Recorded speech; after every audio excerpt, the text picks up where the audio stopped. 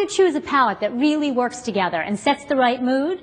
Well, we're going to look at some perfect color combinations, some from real couples' weddings around the country, and a few of our own personal favorites.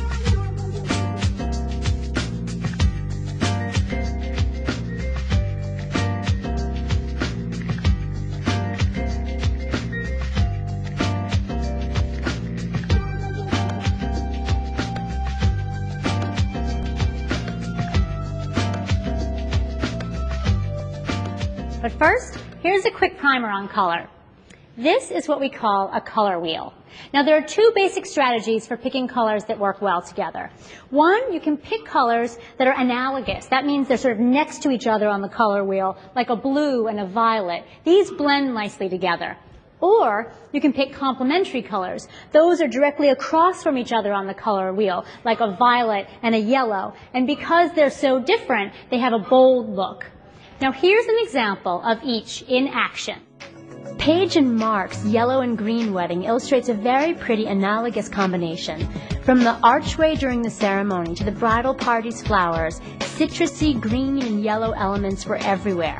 We particularly love the centerpieces made of sliced lemons, yellow roses, and white hydrangea. A great example of complementary colors in action is Camille and John's pink and green wedding. Now, pink is a tint of red, and paired with green, it makes for a very pleasing color combination.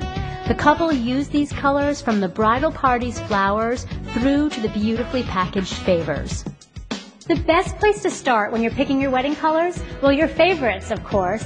I personally love blue and green, which you might have noticed by looking at the Knot.com homepage. But this blue and green is an analogous color combo that's a great choice for weddings because there's so much you can do with it. Sita and Andrew used cornflower blue and celery green to make their Tennant's Harbor, Maine wedding a very stylish affair. And they used blue hydrangea to pull their color scheme together. Which brings up a good point. Your motif can be the element that unifies all your colors. Hillary and Todd also used blue and green for their Seattle wedding. Some bridesmaids are wearing celery green dresses, while others are in blue. But it all comes together with the bouquets they're holding. Again, not everything has both colors on it, like the flower girl's attire and the cake, but the hydrangeas make it all look seamlessly tied together. A fresh variation on this cool color combination is to use a brighter green with a deeper blue, like we've done here with a lime and a navy. The first taste your guests will get of our crisp color palette will be with the invitations. These are by Sarah Drake Design, and they have a green palm leaf motif in lime ink. And then the writing is in a navy ink. And then there's a navy silk ribbon used as a wrap. At the reception, the color would come into play in a much bolder way. This centerpiece is by Ovando Flowers, and it's made of beautiful green flowers. We have cymbidium orchids here. There are green roses. There are actually these carnations that have just a hint of green. And we love how they brought in the blue in these peacock feathers, that bright, bold, deep blue in the center. And if you see underneath, the vase is actually filled with tinted blue water, so it really kind of completes the look. And we've taken it all the way into the place settings as well. You see we're alternating blue and green with the chargers and the plates. But then you want to have a break sometimes too, which is why we have crisp white napkins, of course tied with a beautiful little navy ribbon. The chairs are even green here, and you can rent chairs in so many different colors.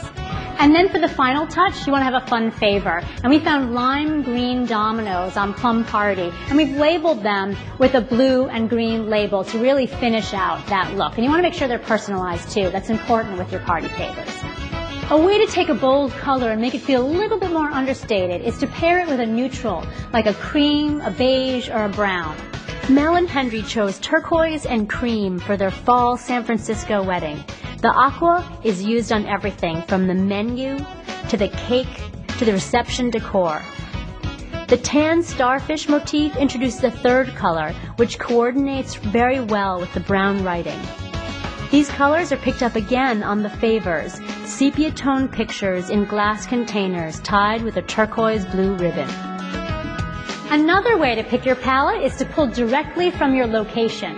Georgia and Jim worked with the many colors in the carpeting of this ballroom wedding to create a well-coordinated, multi-hued flower arrangement for each table. Lisa and John use maroon and silver as their palette. They use these colors in the male attendant's attire, on the paper products, and the cake. All elements closely match the carpeting of their reception space. Sarah and Oliver married in the gardens of his parents' home in Montecito, California. So it was only natural for the couple to use a variety of greens as their color scheme. They kept the wedding elements, such as the bridal bouquet of roses and orchids, to the cake with green hydrangea trim in nature's green and white tones. Once you know your color palette, have fun with it. Couples are really getting creative, incorporating their colors into the beverages, like a blue Cosmo for a blue and white wedding, and the edibles, pink sorbet and mint for a pink and green wedding. Different shades of the same color can also be a simple and stylish option. Take a look at how well it can work with purple, combining a plum and an amethyst and even an eggplant. Now in these invitations by My Gatsby, they start with a plum cardstock, add a layer of a metallic lilac stock on top, and then they have a coordinating plum ink. You can also go monochromatic by using one color cardstock in the background and then just a different shade of ink on top. Now, when your guests arrive, you could even serve them a water that has a tiny touch of the lilac.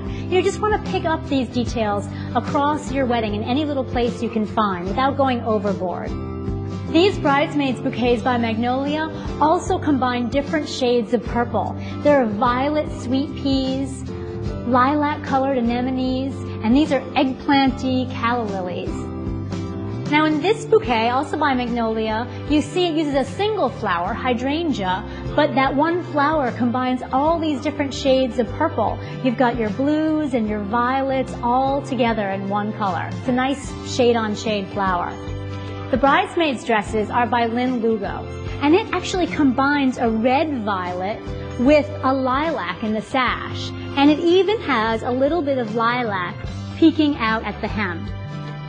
And look at how great this would look with the bridesmaid bouquet. You see the red violet picks up on that eggplanty color, the lilac anemone with this sash. It's the total tone-on-tone look.